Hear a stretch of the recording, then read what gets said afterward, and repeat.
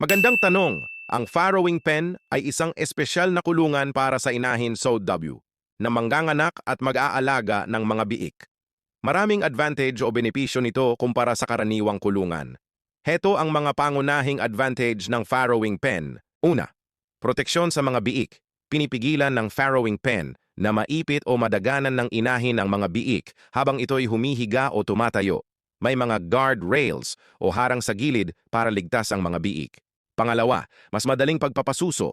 Nakakulong ang inahin sa tamang posisyon kaya madaling makadede ang mga biik. Pantay-pantay ang pagkakataon ng bawat biik na makasuso. Pangatlo, mas malinis at kontrolado ang kapaligiran, madaling linisin at hindi agad nagkakaroon ng dumi o mikrobyo. Maaaring ayusin ang temperatura para sa komportableng kalagayan ng inahin at biik. Pang-apat, mas madaling bantayan ang kalusugan dahil nakahiwalay, madaling mapansin kung may sakit o problema sa inahin o biik.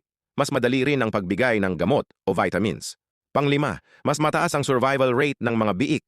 Dahil ligtas, malinis at kontrolado ang kondisyon, mas maraming biik ang nabubuhay hanggang mawian, mawalay. Pang-anim, mas magaan sa mag-aalaga, mas madali ang pagpapakain, paglilinis, at pagmamasid, nakakatipid sa oras at bawas stress sa inahin at tagapag-alaga. Follow for more tips, Farm Boy.